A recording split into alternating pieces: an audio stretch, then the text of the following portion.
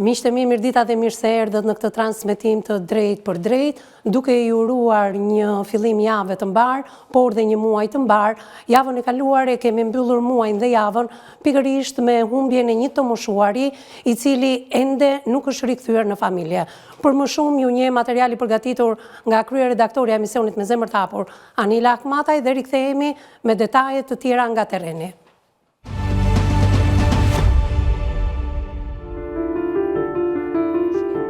Në emisionin Me Zemër të Hapur, vetëm pak ditë më parë u trajtua rasti i zhdukjes së të moshuarit Muzafer Cili nga fshati Barbullin Lushnjë, pas apelit të familjarëve të tij për ndihmë. Sipas tyre, Muzafer Cili nuk është i aftë mendërisht, çka e bën situatën edhe më shqetësuese. Ai është parë për herë të fundit rreth orës 10 paradite në zonën Fier Shegan, ndërsa rreth orës 14:00 ka pasur informacione se është parë edhe në fshatin Poshnjë. Në momentin e largimit nga banesa, ai mbante veshur një xhaketë kafe dhe një kapele. Pas transmetimit të emisionit dhe kërkimit live, familjarët vazhdojnë edhe sot kërkimet pa ndërprerje. Informacionet të ditëve të fundit nga qytetarë të ndryshëm bëjnë me dije se i moshuari është parë fillimisht në bashkinë Dimal, ndërsa orët e fundit në zonën e Kuçovës. Familjarët përsërisin apelin për ndihmë, duke kërkuar nga kushdo që mund të ketë informacion të kontaktoj me njërë, pasi gjendja shëndetësore të moshuarit dhe kushtet atmosferike e bëjnë situatën tepër emergjente.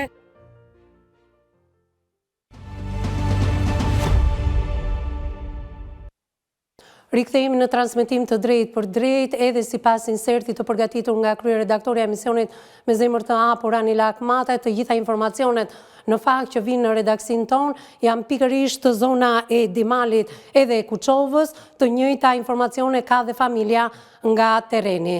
Lidhemi drejt për së drejti me Emilianon Menipin, sepse thirrja që ka bërë redaksia e emisionit Me Zemër të Hapur, unë personalisht për policinë e shtetit, e cila ditën e premte rreth orës 13 ka shkuar në terren, ka ngritur dronat dhe asgjë nuk është gjetur, edhe pse pas pak orësh do të ngrysej, do të ishte errësirë dhe dronat ishin pothuajse të pamundur për të zbuluar vendodhjen e këtij të moshuarit, që në fakt duhet ishin ngritur nga policia që në orët e para të mëngjesit kur është dhënë alarmi. Ma vendosni pak edhe në wall regjia, ju lutem, videon ku është parë për herë të fundit, sepse ka qenë data 29 janar, ditë e njëjtë, ora 7 e mëngjesit, nga fshati Barbullin e Lushnjës është larguar Muzafer Cili, që po shikoni në ekranin tuaj, datëlindjes 23 mars 1958.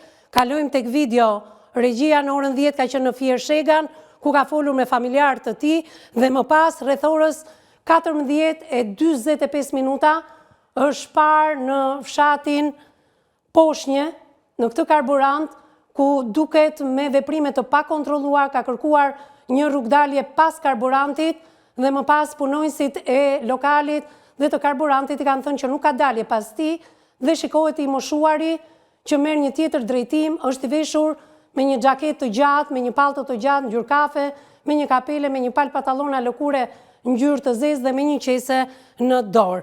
Lidhem me Emilianin në këto momente. Emilian, të përshëndes. Përshëndetje. Kush janë të rejat e fundit që vinë nga terreni, prej kaq ditësh jeni në kërkim? Si që thatë dhe ju, parë për herë të fundit që është parë në Dimal, duke marrë, neve kemi ndetur në fakt aty në fshatin në Arrës, pasi një kamër tjetër si sigurie që është kapur në orët e vona të mbrëmjes në orën 5:28 minuta, por që duket shumë pak, por ne që e njohim, domethënë e shquajmë që është ai person. Po. Ja, aty është një zonë e pyllëzuar në anë të lumit, kemi ndetur për 2 ditë aty duke kërkuar, në fund fare dije kemi policinë e Lushnjës, që ka bërë një vëzhgim me drone, edhe pse droni kapte vetëm pamje dhe jo gjëra të tjera. Edhe erdhëm në shtëpi, i lam kërkimet neve dije në drek, se nuk ishim në çfarë kërkonin. Vetëm kishte një telefonat në fshatin Tapi të Kuçovës që i bie që. Po. Vajtëm atje, pyetëm dhe një tjetër, një xhaje, ai na deklaroi që po e ka duke ikur për në rrugën e Kuçovës. Po. Ku vajta unë në Kuçovë, më tha që e kam parë dhe kam ulë dhe shpejtësi për ta marrë si pasagjer, po kur e pash që domethënë atë gjendje, mendova edhe me shapka, mendova mos ishte dal aty përballë shtëpisë edhe e lashtaj, po që ishte i bindur që i kishte parë për në rrugën që është në ura vajgurore që të qonë në Kuçov. Qartë. Në Kuçov kemi marrë me të pytur këto banorët e zonës, kanë deklaruar që e ka në lagjen 1 maj përfundimisht, domethënë kjo bëhet fjalë për parë. Të shtunën dhe mbrëmje. Edhe një punonjës karburanti më tha që kam parë një person me këto që po më tregon, tha po. Sa mi bindur tha, po që ka qenë në mbrëmje, në lagjen 1 maj në Kuçov. Në lagjen 1 maj në Kuçov. 1 maj në Kuçov, po. Megjithatë, ju keni vajtur në Kuçov apo jo? Si? Keni vajtur në Kuçov? Po, edhe dije deri në orët e vona të Po, me fotot e Mjuzaferit në duar, çfarë thonë qytetarët e Kuçovës? Po ky taksixiu që them unë që kishte ulë shpejtësinë në rrugën që ai të çonte, ajo rrugë të çonte për në Kuçov, më tha që jam i sigurt që është ky person që ju kërkoni. Po pse nuk e kishe ndaluar, në çfarë gjendje e kishe parë, keni pyetur pak më shumë Emiliano? Në gjendje të rënduar, domethënë që heste i pavetëdijshëm. Po. Bën edhe vepra që këto që si shkohet dhe në kamera aty në karburanti. Të njëjta atë veprime që ka bërë në karburant ditën e premte, apo jo, ditën e njëjte, por ne kemi transmetuar të premten. Po. Okej, askush nga qytetarët në fakt të Kuçovës nuk mundet ta ketë ndaluar, të ketë bërë një foto, të ketë dhënë një ndihmë, të ketë thirrur policin? Jo. Pra indiferent. I deklaroj që unë më kërkoj ujë, i dhash ujë edhe kaq. Ndërkohë, njëkohësisht keni telefonuar, i keni dhënë edhe këto të dhëna në policinë e Lushnjës? Po, në Lushnjë, në Dimal, në Kuçov, në Berat, lajmëruar, janë në lajmërim. Atëre, të ndalojmë pak në Arrës. Lepë të dëshiruar e policisë, sepse bën një patrull ku i thënë neve, pak mjafton dhe ikën. Kaq. Janë shumë, nuk është policia e shtetit që duam, domethënë që të insistoj dhe të investigoj për të gjetur një person. Vetëm thjesht bën një xhiro, kaq maron. Sigur janë të punësuar, të detyruar që të punojnë aty, nuk e kanë me pasion, nuk janë policia, edhe mjetet i kanë të kufizuar. Qartë.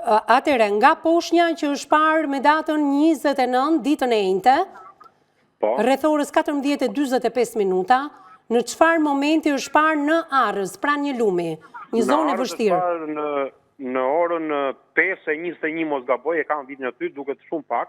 Domethënë, po unë e shquaj që është person. Është xhaxhai, po. Ditën e njëjtën në mbrëmje. Ditën e njëjtën në mbrëmje. Ditën e njëjtën në mbrëmje. Në Tapi kur është parë?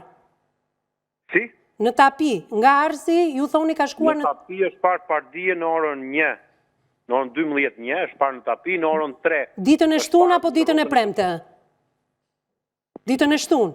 Ditën e shtunë, pardije. Ndalojmë pak këtu nga Arsi ditën e njëjtë 17:21 në Tapi në orën 13. I keni të dokumentuara? Pra, ka dal nga zona e rrezikut në Arrës, se aty ka një lumë, thoni ju. Dhe duhen shkuar polumbarët, se nuk dim në këto temperatura të ulta, të ftohta, por edhe në rreshje të dendura shiu, çfarë ka ndodhur në Arrës. Pra, ju jeni të bindur që ka lëvizur nga zona e Arrësit? Të vërtetuara me kamera sigurie nuk e kemi, po që 2 persona kanë deklaruar që është ky person, edhe ky shoferi që themu në Kuçov, edhe ai personi që ka marrë në telefon dije neve që jam i sigurt që është personi që ka në Tapi. Emiliano, the pak më përpara që njëri nga dëshmitarët ka folur që nuk ka çizmet elastikut, apo jo? Si? Njëri nga dëshmitarët që ju keni folur, më thatë pak më përpara, të paktën në mos gaboj shoferi taksis, që është me shapka, po. Po, që është me shapka. Është me shapka, po. Tani, kemi të bëjmë me të njëjtin person? Sepse në videon, në karburant, nuk duket me shapka. Duket me këpucët elastikut. Jo, me shapka janë shapka kështu në ato që janë me push në brenda të blujta. Okej, në rregull. Një deklaratë që kemi marrë këtu në fshatin tonë, më ka thënë që edhe shapkat nuk i ka të njëjta. Edhe shapkat nuk i ka të njëjta. Të mbulur pjesën e sipërme në ato që mbajnë në për shtëpi, dhe një tjetër ka të hapur. Edhe shapkat nuk i ka të njëjta. Pra, ju jeni të bindur që bëhet fjalë për xhaxhain tuaj? Deri në Arrës, po, jam i sigurt se te kemi video. Deri në Arrës, ditën e njëjtë, rreth orës 17:21 minuta, disa orë pas pamjeve të karburantit, ju jeni të bindur që keni të bënë me Mjuzaferin, apo jo? Po. Okej, pastaj çdo gjë tjetër humbet rrugës. Pra, kemi dëshmi, por nuk i kemi të vërtetuara. Kemi dëshmi të forta që thonë që është ky person që ju kërkoni, por që nuk i kemi verifikuar dot, se dhe kamerat e sigurisë në një biznes që shkova unë ishte mbyllur, në 2 biznes që vajten ka familjar të tjerë, domethënë, deklaron që nuk na japin kamerat sepse punë arsye të tyre. E qartë. Megjithatë, do doja të dija, në spitale keni bërë kontrollet tuaja, sepse kam folur edhe me nënën tuaj këto ditë. Po, fizikisht jo, po thjesht që i kam marrë në telefon, kam pyetur nëse kanë ndonjë person të paidentifikuar, domethënë që është paraqitur në spital, edhe më ka thënë jo. Po mirë, dëgjoj një zonjë që thotë kemi parë. Mamaja më thotë që kemi një njeriu tonë në spitalin e Beratit, edhe ka kontrolluar ajo dhe nuk ka në spital. Në spitalin e Beratit jo, në spitalin e Lushnjës? Edhe në Lushnjë jo. E kuptova. Pra e keni hedhur poshtë këtë version në spital apo në morg nuk gjendet asnjë trup, asnjë personi pa identifikuar? Po, në spitalin e Lushnjës dhe Beratit është verifikuar. Janë të verifikuara në këto 2 spitale. Mirë, thirrja e fundit për kë shkon, Emiliano? Për banorët që mund ta shohim, ai është shumë para nesh, ne kemi kontrolluar gjithmonë 24 orë mbrapa informacionin, mbrapa vendodhjes që ka qenë ai, sepse ashtu kanë ardhur informacionet. Po, sipas deklaratës që thonë në Kutçov, fshati në lagja 8, në lagja 1 Maj, i bëj thirrje atyre banorëve që shikojnë, domethënë të lajmërojnë, të na ndihmojnë në këtë rast. Atëherë, përsërisim të gjitha të dhënat të Mjuzafer Çilit që shikoni në foto në këto momente, i datëlindjes 1958, lindur me datën 23 mars të këtij viti, humbur me ditën e njëjtë, 29 janar rreth orës 7 mëngjesit, është larguar nga familja e tij në Barbullinj, më pas është parë në orën 10 në Fier Shega, në 14:45 minuta në pamjet e një karburanti në Poshnjë, që aty përsëri është parë nga kamerat rreth orës 17:21 minuta në Arrës, nga ku më pas gjurmët që nuk janë më të vërtetuara, por thjesht mbeten në kuadër të personave që mund ta kenë njohur, janë pikërisht në lagjen 1 Maj të Kuçovës. Për gjithë ju që po na ndiqni drejt për së drejti dhe jeni nga këto zona, nëse i shikoni këtë person, 1,60 i gjatë, 1,7 i shkurtër, ka një nishan në faqen e tij dhe një njoll kafe në hund, mund ta verifikoni, ka një mjekër të bardhë dhe ndërkohë është i veshur me shapka, me pantallona lëkure të zeza, me një xhaketë poshtë gjurit, si tip paltoje ngjyrë kafe dhe me një berret dhe me një qese në dorë. Pra shikojni mirë këto pamje dhe një person që ndoshta bën veprime të çrregullta, kërkon të kthehet në shtëpi, por e ka të pamundur. Edhe unë i bashkohem thirrjes së Emiliano Çilit të nipit të Mjuzaferit, që kushdo që ka informacione mund të kontaktoj familjen, numrin e telefonit e keni edhe në shkrimet tona në Balkan Web, do ta vendosi her pas here edhe regjia, por e keni edhe në faqet tona zyrtare, por mund të kontaktoni edhe në numrin 069 20 37 000. Ndërkohë, Emiliano, të falenderoj, do jemi bashkë në kontakt me familjen tuaj, çdo të re dhe çdo të dhënë, do shkëmbehet siç kemi bërë këto ditë. Faleminderit që ishe me mua në studio. Faleminderit dhe juve. Faleminderit. Kalojmë regjia në hapësirën e parë publicitare dhe rikthehemi me temën e ditës.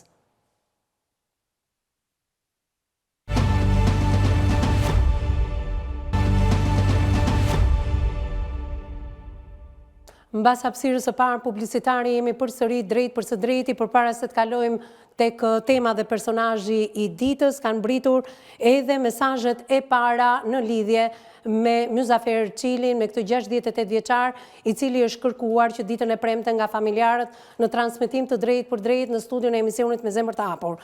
Një informacion që në këndvështrimin ton si redaksi duhet të vlerësuar është nga një qytetar që thot një i moshuar ishte në gjendje të alkolizuar mbrëm në zonën e plazhit Durrës.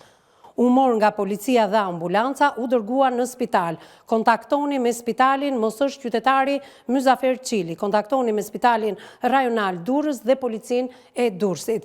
Ky informacion i ka kaluar me njëherë familjes Qili në të gjitha kontaktet që ne kemi me ta. Shpresoj të verifikohet edhe ky informacion që na mbriti drejt për së drejti në minutat e para të emisionit. Edhe njëherë Myzafer Qili i datëlindjes 23 mars 1958 është larguar nga banesa me 29 janar rreth orës 7 të mëngjesit, rreth orës 10 të mëngjesit është parë nga familjarët e tij në Fier Shegan, aty ku boi edhe tregu më pas, është parë në orën 14:45 minuta në poshnjë, pamje të së cilës i dha regjia në këto momente drejt për së drejti. Në këtë karburant ka kërkuar me sa duket edhe nga dëshmitarët, por dhe nga lëvizjet e të moshuarit, të kalonte pas karburantit, aty punonjës të karburantit dhe të lokalit i kanë thënë që nuk ka dalje. Dhe po ta shikoni më pas, ai ka marrë rrugën në Arrës, ku është parë përsëri atë mbrëmje rreth orës 17:21 minuta. Të gjitha këto të vërtetuara nga kamerat e bizneseve, nga qytetarë, i falenderojmë të gjithë. Më pas në formë dhe në kuadër thash e themesh të qytetarëve që e kanë njohur, nga Arzi mund të ketë përfunduar në fshatin Tapi rreth orës 13 ditën e shtunë është parë dhe ditën e djeshme në Kuçov në lagjen 1 Maj. Të gjithë ju që po na ndiqni drejt për së drejti dhe keni informacione për Myzafer Qilin, mund t'i dërgoni ato në numrin e telefonit të familjes që e gjeni në Balkan Web, në faqet tona të Facebookut dhe të Instagramit. Njëkohësisht mund të telefononi policin, t'i bëni një foto ose të na kontaktoni në numrin 069 20 37 000. Dhe nga një i moshuar 68 vjeç do kalojmë tek një zonjë 70 vjeçe. Ajo nuk është hera e parë që vjen në studion e emisionit Me zemër të hapur, është një gjyshe që rriti fëmijët e djalit dhe më pas këta kanë përfunduar, djali dhe vajza 8 vjeçe gjysmë dhe 7 vjeçe gjysmë në jetimorën e Shkodrës. Kemi dëgjuar kur zonja Flutra Brau ka qenë në studion e emisionit Me zemër të hapur e vetme, por dhe me djalin e saj. Ky i fundit tashmë i dënuar, do flasim për dënimin e tij i drejt apo i padrejt, sepse nëna e 2 fëmijëve ka telefonuar redaksinë e emisionit Me zemër të hapur dhe asaj kohe jemi shokuar të gjithë sepse një nën pohon live braktisjen e të 2 të miturve, ndërkohë që ka edhe fëmijë nga martesa jo me djalin e zonjës Flutra Brau, por nga bashkëtesa të saj të më përparshme. Kjo një përdoruese e lëndëve narkotike, siç shpreh e zhvjera zonja Flutra, ndërkohë që përdoruesi i lëndëve narkotike është edhe djali i saj. Ai së fundmi ndodhet në burgun e Lezhës me akuzën se ka dhunuar nënën 70 vjeçe. Kjo e fundit vjen për të mohuar të gjitha akuzat e të birit dhe kërkon lirimin sa më të shpejtë të tij. Ndjekim materialin përsëri nga kryeredaktorja e emisionit Me zemër të hapur Anila Kmataj. Rikthehemi me 70 vjeçaren dhe me të ftuarit tanë.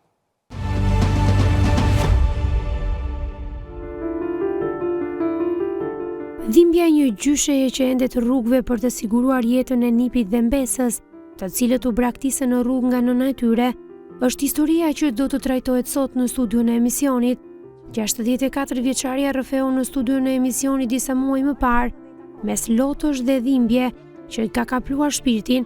Ajo tregoi se ishte e trishtuar për atë çfarë ka ndodhur me jetën dhe fëmijët e saj, mes shumë sëmundjesh dhe pamundësisë që të rritë dhe të mbajë ekonomikisht peshën e familjes. Pas gjithë peripecive të rënda që kanë ndodhur me nusën e djalit dhe vetë djalin, i cili aktualisht ndodhet në burg, ajo ka mbritur sot në studio për herë të tretë, ku mes të tjerash, dhimbja dhe problemet në shtëpi janë shtuar edhe më shumë. Djali i saj ka probleme me shëndetin, nusja është martuar me dikë tjetër dhe fëmijët e mitur i braktisi në rrugë, sot ata ndodhen në Shkodër. Ndiqni rrëfimin.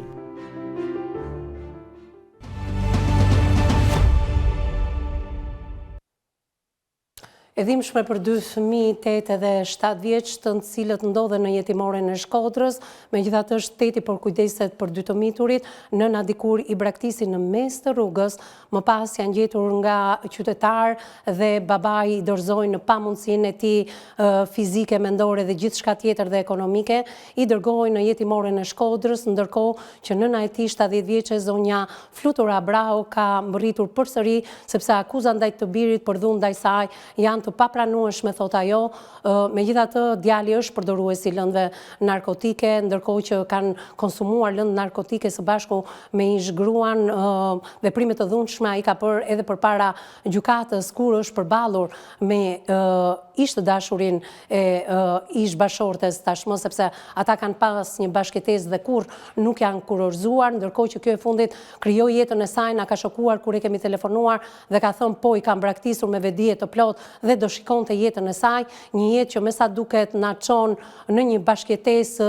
civile, tashmë në një martesë në Qafmali dhe më pas me sa duket e ka shkëputur edhe këtë martesë duke u rikthyer përsëri tek fqinji, me të cilën zonja Flutra Brau përballet çdo ditë edhe me ish nusen, edhe me ish të dashurin të cilin djali e ka rrahur përpara gjykatës. Të gjitha këto e bëjnë shumë komplekse këtë histori. Me mua në studio zonja Flutra Brau, 70 vjeçë, përshëndetje, mirë se erdha. U mundova ta përmbledh për publikun dhe të rikujtojnë kush je ti dhe historinë tënde. Historia jote është histori shumë komplekse. Gjithçka që ndodh midis djalit, ish bashkëtuese së djalit, 2 fëmijëve të mitur dhe teje është një cikël që me sa duket kërkon vëmendje institucionale, vëmendjen të cilën ju nuk e keni marrë kurrë.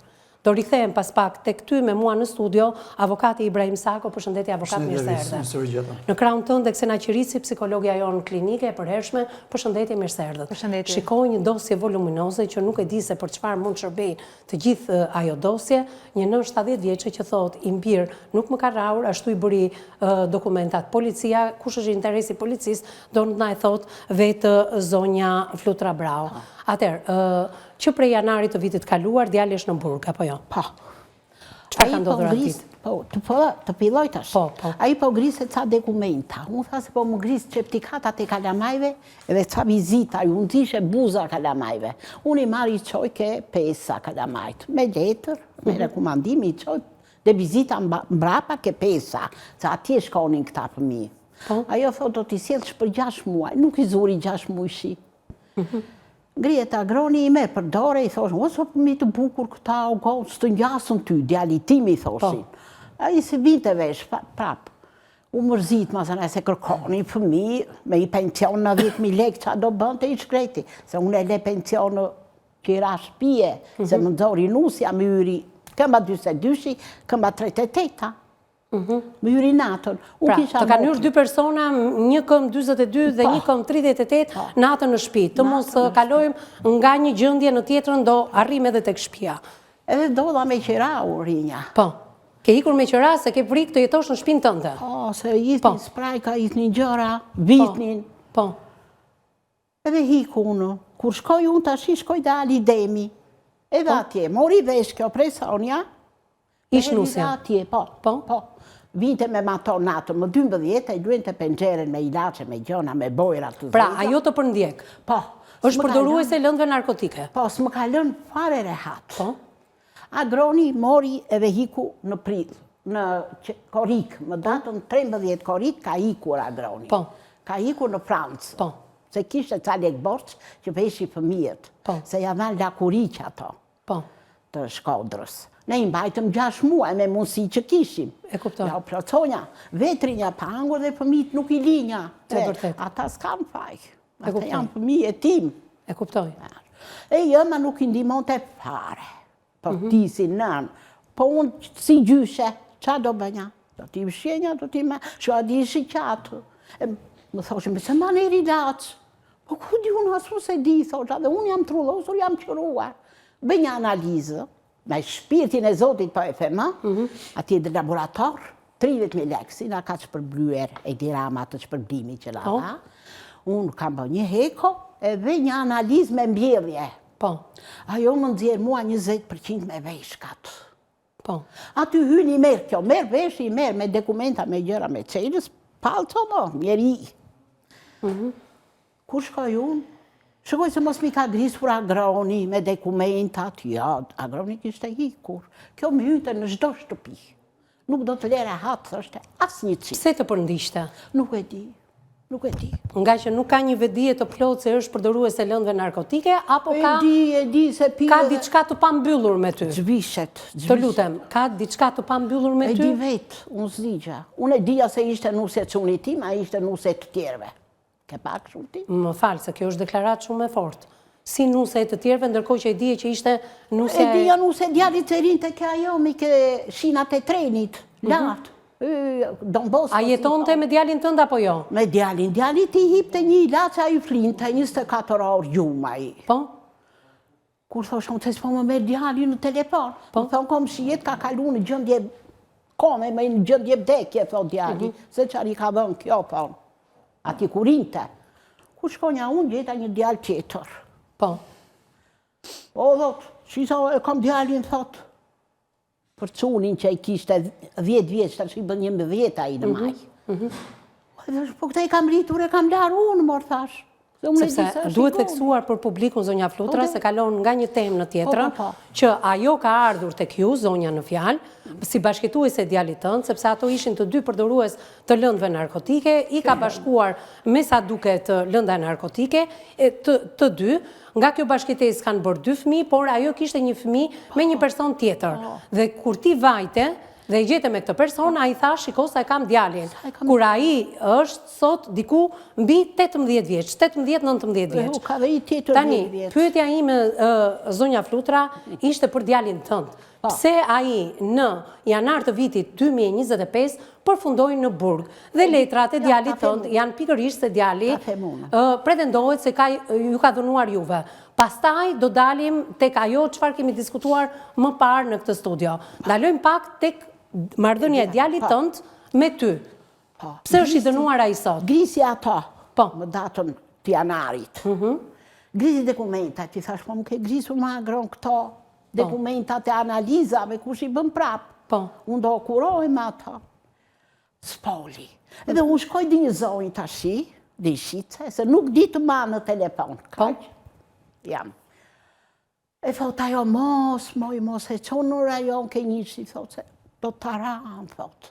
Ja, për atë zotë. Thot, po se taran, kjo as ka bjedhur, as ka sharë, as ka ngarë.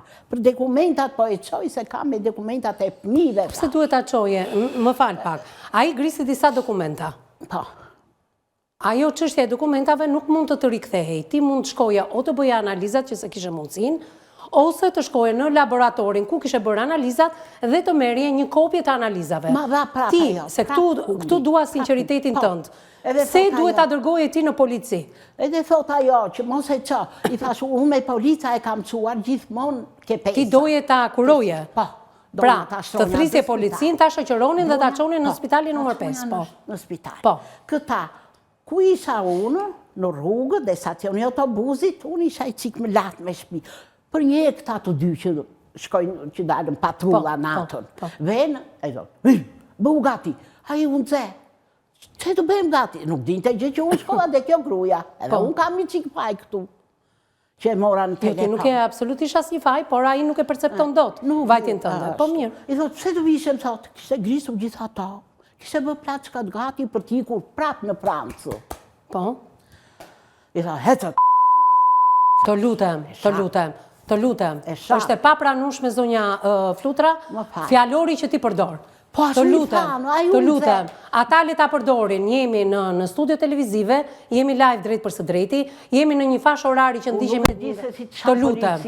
Është e papranueshme. Ti mundesh ta nënkuptosh që ne të dim se çfarë flet policia e shtetit. Por çfarë flet policia e shtetit, ti nuk mund ta përdorësh fjalë për fjalë në një studio televizive. Ky është paralajmërimi i parë, jo. Unë të paralajmërova përpara se ty në transmetim, siç bëj çdo ditë me të ftuarit.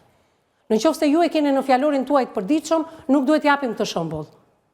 Në qoftë se policia e shtetit përdor këtë fjalor, shkoni ka institucione që të padisni policinë e shtetit. Dakor? Kjo është paralajmërimi i fundit se të thash përpara se të hynim në transmetim live. Ja lidh durët me pranga, ja puti stomakut, ja puti dhe dhëmbe. Po ti i thire për ndim, apo i thire që... Po ku di unë që do bëni, qa kishë... A i ju kundërshtu... Jo, doli jashtë, i shkreti doli jashtë, mund e dere makinës, këtu ishin 2 veta që më kishin mërë mua shpinë me qira. Edhe shi që i bëre cunit, ja bërja i. Nuk e them emrin atin. Po pa tjetër, emrat jo, dhe ndërkohë fjalorin jo etik jo. Këtu e meriton një ti, thash ti ipnja, jo quni im, thash. E diti, thash, se ju i një gjithë ditën këtu, unë shkoj dhe një shqyqato që me ja buk për pëmijit. Sa kishin pëmijit 2-3 muaj që kishin ikur. Mirë. U po quni mrena aty. Kur e quan, unë më kembë. Po tash nuk e si 70 vjeç që njësoj me makinën. E kishin putu poshtë në badrum, mu tha se do të alen aty, të bënim balla qapim, përse e sollej djalin. Është kështu apo jo? Se brare prejërsishim. I thash unë dëgjo, ky më çonte mua në spital, unë e çoj këtë, thash. Kaq kam thënë, ja, për atë zot e për shpirtin atë djali që kam të vdekur. Kur ai të grisi dokumentat, keni pasur debate midis jush? Jo. Të ka bërtitur, të ka gjuajtur? Je sinqert të zonja Flutra? Po, vedur në zjarë ose vezë këtu, në qopë se i kam thënë e në polici, vezë do ve unë për këtë policin që ka thënë gjithë këto fjallë. Ata e muarë që rrugës pa i ripnin. Disa e njipnin që ishte quni im. Se i nxinja unë jo të blinte buk, jo kështu, jo cigare, 500 lek cigare, do me thënë që e mbanja kështu me kurimin e vogël. Nise, i thash, po ce, kush djali unë, dëgjonja që lëvisnin ekra të andeza. Po. Thash e ka putu brejna të si. Filloj të erësu.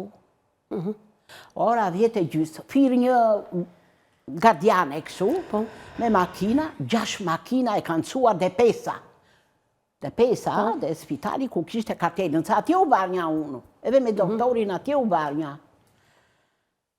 Futet atje, i thonë, do bësh gjilpërën, kjo i thonë, nuk bëj një gjilpërë, unë tha, se kam bëj gjilpërë këtu ja shtetit. Rëfente të drejtën, dhe ishte ta mami pikë nga mëndja. Po i kishin dhe një qik rakia, kishin dhe roshin që rogon që edhe shambot. Ke lagje vjetër. E kuptoj. Po që tu zite me mu, ose tu shante, jo. Bënd të lape vetë me qunin e motrës time në Francë.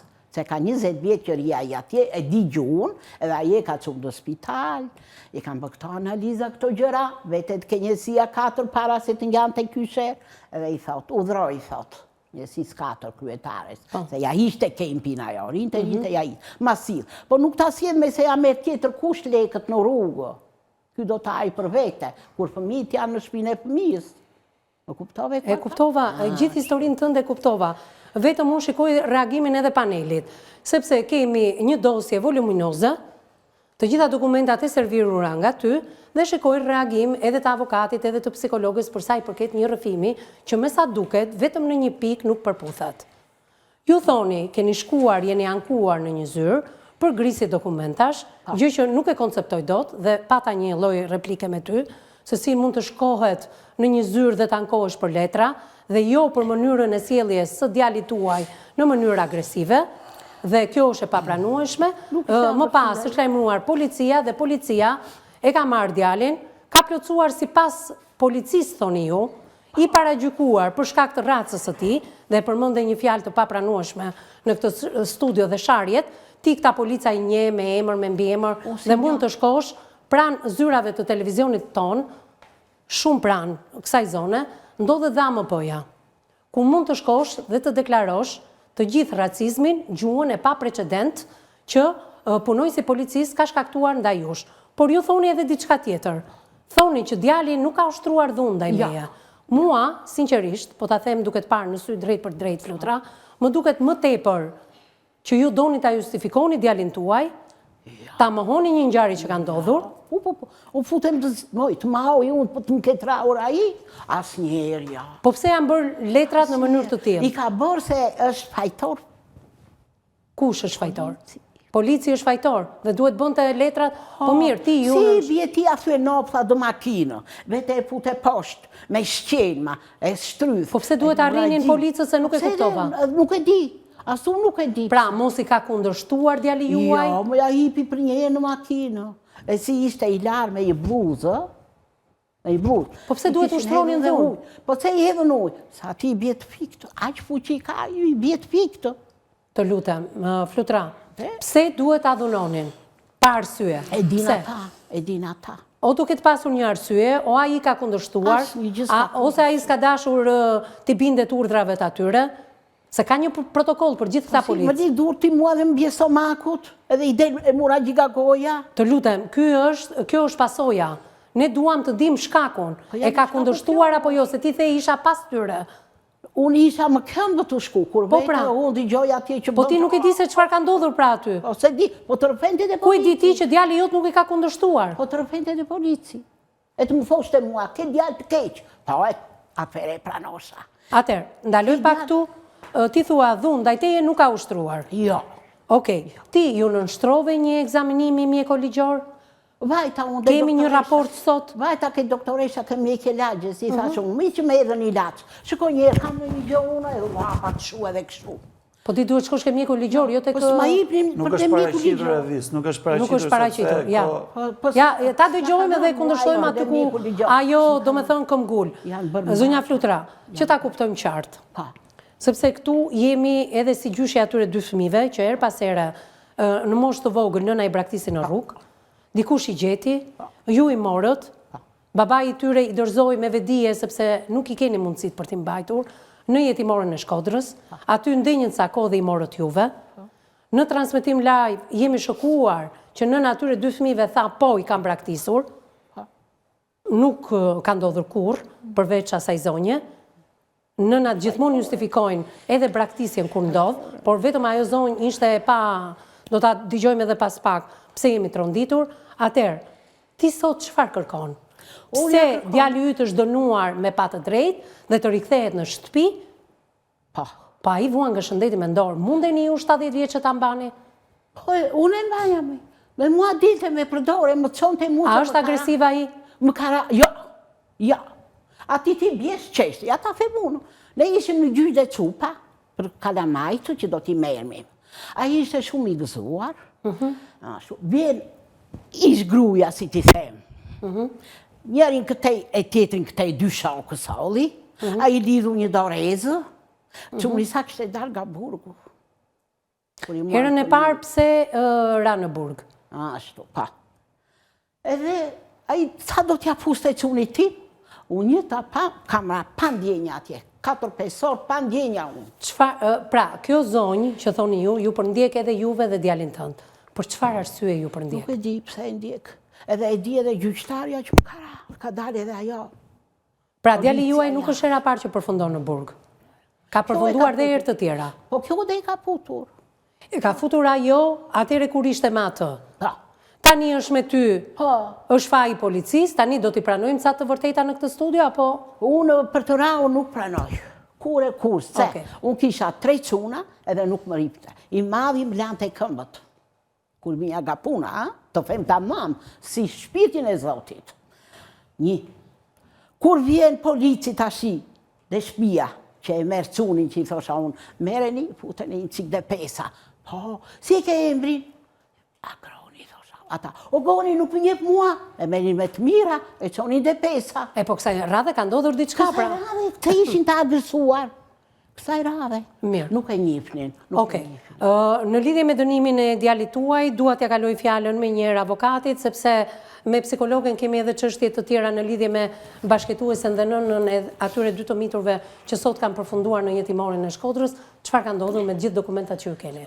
Sipas dokumentave që kam këtu pare, kam 2 vendime gjykate, një vendim për lëshim urdhër mbrojtje dhe një vendim për sa i përket pushimit çështjes penale në ngarkim të pandehurit Agron Koçi, për sa i përket pjesës sepse ai është tashmë zyrtarisht dhe nga ana mjekësore dhe ligjore personi i cili ka shfaqur shtregullime mendore, abuzim me alkoolin dhe për këtë arsye gjykata ka vendosur pushimin e çështjes penale. Urdhri mbrojtjes nga kush për sa i është përket- marrë? Nga zonja në fjalë? Po, nga zonja në fjalë. Okej. Dhe është bërë pushimi cilën nuk e çështjes ceku. penale Kur është marrë tillë ky është urdhër mbrojtje? praktika Para hisore apo dhe pas dënimit ka- të një sekond, Agronit? dhe ka vazhduar pastaj me dënimin që janë këto dënimet alternative mjekimi detyrueshëm në një institucion siç është posaçëm, burgu i- siç është burgu i Shënkollit, po. burgu i Shënkollit. Në rastin konkret, kemi denoncimin e bërë nga zonja Flutura, e cila është paraqitur pranë Komisariatit Policisë këtu në Tiranë dhe ka denoncuar që është dhënuar dhe dhunuar psikologjikisht, por dhe fizikisht nga djali i saj. Mbi këtë kallëzim, policia ka bërë kërkesë për lëshim urdhrin mbrojtjet me njëhershëm, cilin gjykata e Tiranës e ka pranuar dhe ka lëshuar urdhrin e mbrojtjes për zonjën në fjalë, dhe prokuroria pastaj ka vazhduar çështjen përsa i përket nenit 130 A1, që është dhuna në familje. Qartë. Pra, jemi përballë faktit që zonja ka bërë kallëzim penal për djalin e saj për dhunë familje, sepse ai ka ushtruar dhunë fizike dhe psikologjike. Në momentin që policia e ka proceduar, e ka çuar çështjen prokurori dhe prokuroria e ka çuar në gjykat, kur është saktuar masa, zonja në fjalë ka shkuar dhe ka deklaruar që unë isha e mërzitur atë ditë, ndaj kam bërë kallëzimin penal, por në fakt ai nuk më ka goditur dhe nuk më ka dhunuar. Ndodhen këtë kushte nëse policia do zbatonte procedurat tamam siç ligji e parashikon, zonja në fjalë do të mande dhe përgjegjësi penale për kallëzim trem. Pra duhet kishim dënimin e zonjës për kallëzim trem dhe jo... Unë e kuptoj arsyen, e kuptoj që ajo si nën të bëjë çështë e mundur për të mbrojtur djalin e saj. Por, me sa kuptoj unë nga e gjithë ngjarja, ajo është dhunuar nga djali i saj, sepse ai ka dhe probleme psikologjike, probleme mendore dhe probleme me alkoolin. Këtu janë disa akte ekspertimi, janë disa vërtetime që është shtruar në spitalin Nën Tereza në periudha kohore të ndryshme, ku gjitha tregojnë që ai ka pasur probleme të çrregullimeve psikologjike, të çrregullimeve mendore dhe abuzim të theksuar me alkoolin. Dhe jo vetëm, ë? Dhe jo vetëm. Ndodhen këto kushte dhe prokuroria dhe policia kanë vepruar në drejtë sepse kanë marrë një vendim të drejtë duke... Pra, diçka ka ndodhur atë ditë që mohohet, si në gjykat ashtu edhe në studio. Po, sigurisht. Versionin e zonjës. Pavarësisht qëllimit dhe rolit të saj si nën që dëshiron ta mbrojt birin e saj. Ai vua nga problemet shëndetit mendor dhe abuzim të theksuar me alkoolin, të cilin këto i ka të vërtetuara nga ana ligjore dhe mjekësore. Dhe një person një tillë, kur ndodhet në këto kushte të krizave psikologjike, por dhe krizave si pasojë abuzimit me alkoolin, sigurisht që ka bërë dhe veprime të pajishme ndaj nënës tij. Po. Sepse jo më kot ajo ka shkuar dhe ka bërë kallëzim në polici. Pavarësisht se është penduar zonja më pas dhe... Pse e mohon edhe përpara trupit gjykues, por edhe në studion e emisionit Me Zemër të Hapur, po e mohon në sepse e përmenda disa herë tani. Se një 70 vjeçe nuk mundet të kujdese për të birin. Është në rolin e nënës, sa do gabim të bëj biri i saj, sa do në moshë të jetë ai, sa do kjo të ketë vojtur, prap do ta mbroj. Ibrahim, avokat, unë këtë gjë e kuptoj, është diçka biologjike, por zonja e kalon dhunën nga ajo vetë tek punojësit e policisë, dhe kjo është shumë e rëndë pastaj. Këtë nuk e di me vise se këtu nuk ka asë një raport shërbimi. Ajo thot janë punojësit e policisë që pas një lloj paralajmërimi e kanë qelluar djalin tim. Nuk i dim rrethanat e vise si ka reaguar, nuk mund të flas. Madje ajo përdori edhe një fjalor të paprecedent në këtë studio. Nuk mund të flas për këtë pjesë dhe të vë gishtin tek punojësit e policisë që kanë ushtruar dhuna, po... Pra, zonja është e pabesueshme, edhe në trupin gjykues edhe në studio. Përderisa zonja në fjalë ka ndryshuar qëndrim disa herë, dhe kjo është e vërtetuar tani se ka shkuar vetë që ka bërë kallëzim. Pastaj ka mbajtur para trupit gjykues. Jo, ti the kanë mbajtur në një zyrë, jo në polici the. Kanë mbajtur në një zyrë për dokumentat që më kishte grisur. Për analizat. Po pra, po ke vajtur në polici, ti thua vajta në zyrë. Është i raur. A i s'ka da marë fare, vetëm gjoksin ka. Është i raur nga kush, më zonja Flutra? Ku, në ambientet e shtëpisë? Po vis, këtu thuhet, shteta sa fjalë ka deklaruar se djali i saj Agron Koçi kishte konsumuar një sasi alkooli, sikur se bën vazhdimisht, e ka kapur prefyti dhe e ka përplasur në mur, duke i thënë se do ta vriste fare. Kush i bëri këta? Sjellë e deklaron vetë, sjellë që ai ka bërë dhe herë tjera, kupton? Pastaj para gjykatës ka deklaruar që kam qenë e mërzitur dhe... Po mi, së kur të kem dëshmitarun për këtë? Do ta kërkosh gjykatë. Pse nuk e kërkove dëshmitarin ti? E kam dëshmitarin aty. Po që je pajisur me urdhër mbrojtje, zonja Flutra, e di këtë gjë? Unë s'kam shkollë, se po ta letër një letër, në shkonja. Datës 19. Shkonja se plokët po më rëzojnë në prapë. 19 i pari, pra janarin e kaluar, 2025, për sa kohë ka qëndruar ky urdhër mbrojtje? Urdhri mbrojtjes është me kozgjatje 1 vit. 1 vit. Pra, në 19 janar të këtij viti, 19 i pari 2025, ka mbaruar urdhri mbrojtjes. 19 janar 2026. Atëherë, dua të të bëj një pyetje.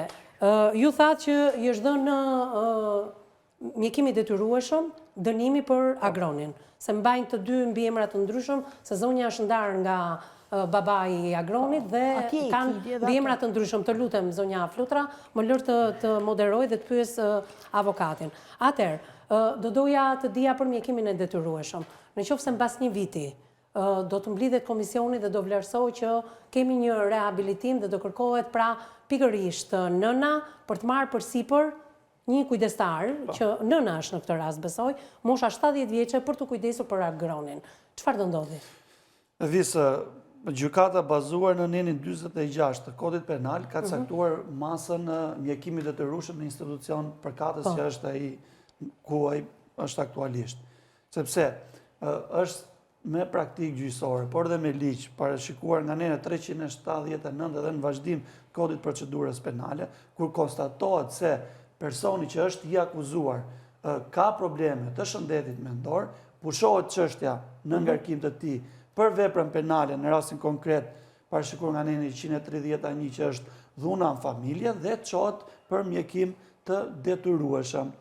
Gjatë kohës që vazhdon në këtë institucion me mjekimin e detyrueshëm, nëse ai shfaq shenja përmirësimi, prokuroria apo vetë institucioni apo dhe me kërkesë të tij mund t'i drejtohen gjykatës me pushimin e kësaj mase. Kontrollet janë permanente, ditore, Kontrollet janë javore? permanente, sepse ai atje mjekohet vazhdimisht me kurën përkatëse sipas diagnozës që ka mjek specializant, psikolog. Pra, kur mjeku i burgut të Shënkollit vëren përmirësime, mund t'i drejtohen gjykatës pastaj për pushimin e masës mjekim të detyruar në mjekim ambulator. Që do të thotë në shtëpi. Por që të pranohet kjo kërkesë, duhet që ai të ketë përmirësim të ndjeshëm dhe një familjar të dali garant që mjekimin ambulator do të ndjekin nën kujdesin e veçantë të këtij personit që e merr. Në rastin konkret është shumë e vështirë që nëna ta marrë sepse është e moshuar dhe e dyta ka qenë viktim e personit. Pra është e komplikuar edhe dalja e tij, e sqaroi shumë mirë avokati, edhe në qoftë se do ketë përmirësim, ai ti je viktim e dhunës që ai ka ushtruar ndaj teje, ke moshën 70 vjeçe, që të vinë në shtëpi dhe të kujdesesh ti për djalin tënd. Deri në ditën e fundit. Kur e ke takuar të të birë herën e fundit?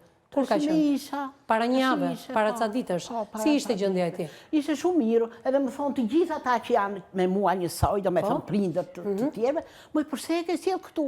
Jo një sekond, 3 herë e papranueshme, me urdhër mbrojtje zonja e pajisur, shkon e takon në burg.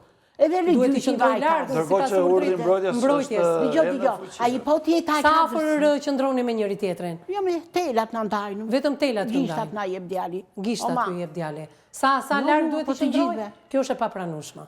Me se me kohë djali tash, me kohë duhet pyesësh. Me kohë për barkun që ja kanë dëmtuar mushkrit edhe nuk e çojnë një herë në vizitë. Mirë, kjo është akuzë shumë e rëndë, kështu që duhet i vërtetoni zonja Flutra dhe ju të mbetet në kuadrin e tash themeve në studio. Me gjakun e trupit, edhe nuk më bie mua për mia se unë jam me 2 fika. Ka dhurë trash edhe këtej, 2 fika. Pra, ti thua që djali yt nuk ushtron dhunë sepse ti je e operuar 2 herë. E din të gjithë fëmijët. Mirë. Është edhe me trajtohet dhe me kem zonja, kështu që trajtohet dhe me zonja ka nevojë për kujdesje vetë. Për vete jo më të kujdeset për djalin. Domethënë sa më shumë hap Flutura gojën dhe flet dhe do ta mbrojë të birin aq shumë. Shumë mirë që ajo e mbron birin. Jo, shumë mirë. Dishmitar që më ka thënë, ta ka rrahur, polici ta ka bë të vdekur. Ore, policia mund ta ketë rrahur dhe unë këtë nuk po e përjashtoj. Po çeta çështja, ja një minutë. Policia ka marrë këto masa dhe rrajën ndaj djalit tënd, sepse ndoshta ai siç të ka qelluar ty, ka kundërshtuar edhe policinë. Mund të ke qelluar mbi policinë. Ti nuk e para asgjë, zonja Flutra, dhe për këtë bindu. Publiciteti i dytë dhe rikthehemi në studio. Se ai është prikanjos, unë e di se si.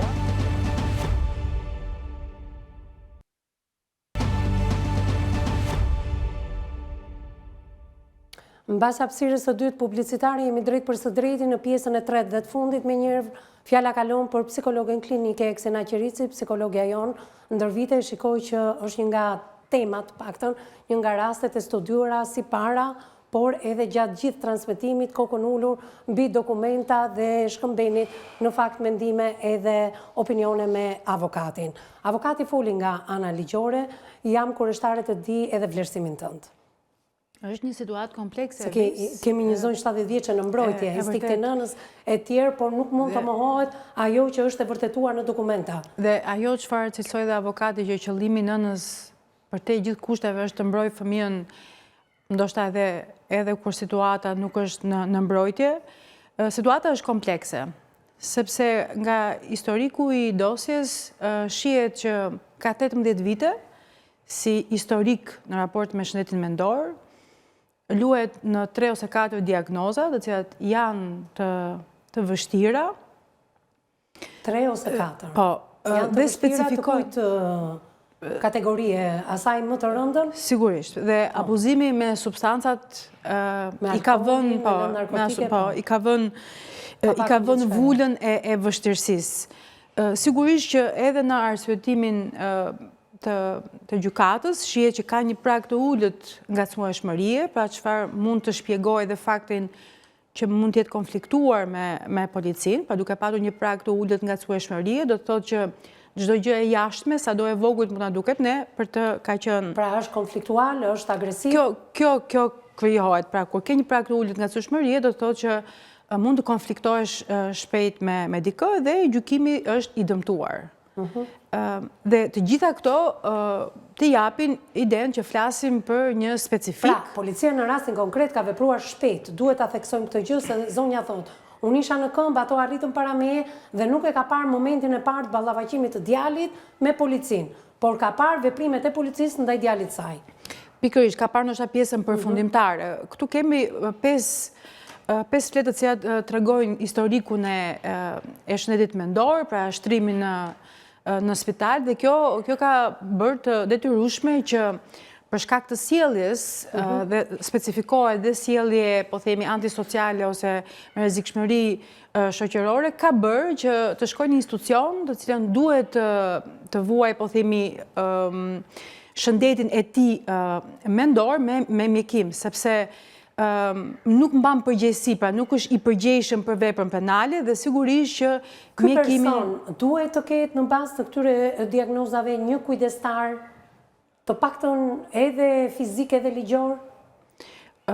Sigurisht që duhet të ketë një person përgjegjës që kujdeset për shëndetin e tij mendor. Dhe aktualisht me veprat që ka bërë, rezulton efektive që të shkojë në një institucion i cili është profesional, sepse ka dalë jashtë kontrolli menaxhimit, sepse tregohet që nuk është bashkëpunues, pra nuk ka marrë mjekimin. Dhe në këto kushte nuk merr mjekim, nuk tregohet bashkëpunues. Caktohet edhe ajo masa pastaj mjekimit. Bën edhe sjell në bazë të sjelljeve që ka shfaqur pra në familje, tregon që nuk është e mundur rehabilitimi i tij i shëndetit mendor në kushte të jashtme. Duhet jemi transparent me veten tonë si profesionist gjithë secili në fushën e tij, por duhet bërë me dije edhe për publikun.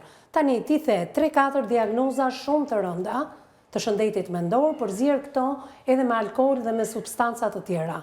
Por unë e di që djali i zonjës e ka të trashëguar nga babai i tij një pjesë të smundjes. Sigurisht që kjo është e nevojshme kur bëhet analiza e preardhjes së specifikës shëndetit mendor dhe kuptohet pra që ka një ecuri edhe në fëmijërinë e tij, edhe në strukturën familjare, pra që ka një arsye për të treguar përse jemi në këto kushte të shëndetit mendor. Pra kjo është një analizë e cila i shërben faktit se çfarë specifike shëndetit mendor është dhe sa mundësi ka që të rehabilitohet dhe të bashkëpunoj personi, po themi, në komunitet. Kur nuk ndodh kjo, për arsye të ndryshme dhe në përgjithësi kur bashkëshoqërohen me abuzimin me substanca, ndodh që situata e shëndetit mendor përkeqësohet dhe izolimi në këto kushte e bën të mundur që personi të rehabilitohet. Në fakt, ju jeni shumë e qartë duke bërë komentin tuaj, duke treguar etik profesionale, duke ruajtur të gjitha parametrat, por duke i dhënë një informacion nënës që unë kam ato, jam skeptike, kam mendimet e mia në qoftë se zonja Flutra ka kuptuar, po për te Flutrës ne kemi mundësi t'ia shpjegojmë edhe pas kamerave me një gjuhë pak më të thjeshtë, por njëkohësisht edhe për publikun. Këtu ne kuptojmë se babai i ka marrë ata 2 fëmijë kur nëna i braktisi në mes të rrugës dhe i ka çuar në jetimoren e Shkodrës. Besoj se në raport me nënën, pra nëse fokusohemi te nëna, sigurisht që kuptohet ndoshta që edhe shëndeti i saj mendor, duke qenë dhe abuzuese, njëkohësisht implikohet në atë lloj mënyre sa nëna e fëmijëve thuat. Nëna e fëmijëve, patjetër. A ndjekim në këto momente çfarë ka thënë nëna e këtyre fëmijëve disa kohë më parë në studion e emisionit Me zemër të hapur, e ndjekim. Jam Evisa Meti, drejtuesja e emisionit Me zemër të hapur. Në studio sot kam zonjën Flutur Abraho dhe Agrom Coachin, bashortin tënd. Po, se kam bashort, Partner. Me Agromin ke 2 fëmijë, apo jo? 5 edhe 4 vjeç. Po. Kohë më përpara, djalin në moshën 9 muajshe e ke lënë në karrocë në mes të rrugës. Të 2 fëmijë, po, ja kam lënë gjyshes. Në përgjithësi ja ke lënë zonjës Flutra, apo jo? Po. Zonja Flutra thot që jo, nuk ja ke lënë asaj. Ke dishmi parë. Tash ashtu pretendon ajo, me atë janë marrë gjyqjet. Janë marrë gjyqjet. Okej, keni qenë e dënuar 2 herë ju me 4 vite e 8 muaj hiqje lirie dhe keni konvertuar pastaj me shërbim prove? Po, unë e dënuar kam qenë për çështjet e mia, jo për fëmijët. Sa ku ke pa i takuar fëmijët? Që ke me Agronin? Mbas 1 muaj që i ka marrë ish bashkëtuesi. Po? I kam pas vazhdimisht i shikoja, tash nuk e di ka 3-4 muaj, po thoshe që si kam parë. Ke 3-4 muaj pa i parë. A ke menduar ndonjëherë zonjë për t'i marrë në kujdestari ata fëmijë që mos përfundojnë në jetimoren, si thotë edhe vendimi i gjykatës? Dëgjoj, vendimi i gjykatës ka dalë që ato fëmijë i ka marrë babai. Po? Dhe unë si ndonë nuk kam të drejtë, që më kam thënë, kam pyetur të njësia 4, dhe Redona më ka thënë që ti s'ke të drejtë të pyesësh fare për ato fëmijë. Në fakt, një nëne që nuk ka asnjë lloj të drejtë për t'i takuar fëmijët, u mundua në transmetim të thotë që unë nuk e kam lënë fëmijën e vogël në karrocë në mes të rrugës, në fakt kanë qenë qytetarët ata që kanë gjetur fëmijën e vogël, ka pasur dëshmitar në atë emision, gjithsesi u mundua, por një nënë që nuk i lejohet të takojë fëmijët. Domethënë kjo është e tmerrshme. Edhe i ka hequr të gjithë përgjegjësinë për shumë arsye. Po, për arsye që ne i dim. E si ja ka dhënë çuni tim? Të lutem, nuk do t'i rikthehemi më atij emisioni, le ta përfundojnë të ftuarit. Në gjithë të situatë, çfarë rrezikojnë ata 2 fëmijë? Vërtet janë në një institucion, por her pas here ato shkojnë, takojnë edhe gjyshen dhe babain, të cilin nuk kanë mundësi ta takojnë më, sepse është i izoluar. Specifikat kësaj natyre sigurisht që për fëmijët është e vështirë dhe në aspekt në institucionit sigurisht që ne kemi trajtuar edhe raste që lidhen me institucionet dhe kemi parë se sa dinamike dhe e vështirë është për fëmijët për të qenë në institucione. Pra jetesa e tyre është e vështirë dhe në mënyrë apo një tjetër pra shohim që riprodhojmë specifika përsëri të shëndetit mendor që se thuash flasim për të njëjtat raste me po të njëjtën përmbajtje. Megjithatë, kemi një nënë që hiqet ushtrimi të drejtës prindërore, por kemi një nënë tjetër e cila është në moshën e saj të tretë, kërkon përkujdesjen e saj se është edhe me raport mjekësor, me 2 operacione, megjithatë nuk e lëshon deri në fund të greminës të birin. Kërkon rikthimin pavarësisht riskut që mund të ketë. Ndoshta edhe për shkak të ndjenjes së fajit në raport me faktin që ka kërkuar ndihmë nga institucioni. Sepse ajo mohon totalisht dhunën ndaj saj. Sigurisht e kuptojmë sepse është nënë dhe për aq kohë sa është nënë do ta mbrojë fëmijën deri në fund. por fakti që ka kërkuar ndihmë dhe ajo ndihmë i është përkthyer në izolim të fëmijës, sigurisht e bën që të ndihet në faj që por si ka kërkuar ndihmë të mesazhe. Sa do ndjenja e fajit dhe sa do nëna kërkojnë ndihmë, shumë mirë bëjnë që shkojnë e kërkojnë ndihmë, por pendesa e tyre më pas mund t'i gjendesh emocionalisht pranë fëmijës, por nuk ka një tërheqje nga denoncimi që t'i bën. Prandaj dhe shpesh duhet t'i japim këto lloj mesazhesh. Gjykimet ligjore tashmë së fundmi po marrin orientimin që në momentin që është bërë denoncimi dhe individi tërhiqet, ato vazhdojnë sepse e njohin këtë specifik të tërheqjes. Jo, inkurajojmë nëna, gra, motra, vajza në përgjithësi, gra, që të shkojnë dhe të bëjnë denoncime nga partnerët dhunues, nga fëmijët dhunues. Duhet ta japim këtë mesazh. Kjo po ndodh rëndom tani që mbasi shkojnë bëjnë denoncimin në momentin e parë. Po vazhdon kryesisht ja themi. Pastaj kur arrestohen, pendohen, bëhen pishman dhe shkojnë për të tërhequr kallëzimin.